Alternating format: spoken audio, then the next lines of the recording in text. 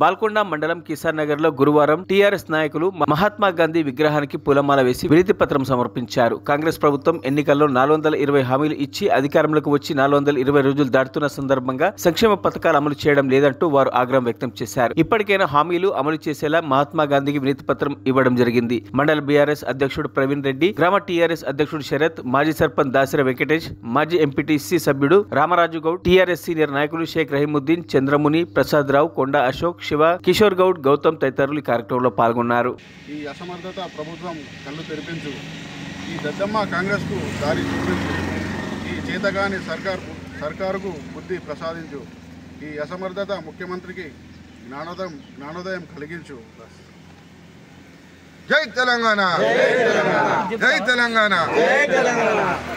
మరిన్ని అప్డేట్స్ కోసం మా ఛానల్ని సబ్స్క్రైబ్ చేయండి.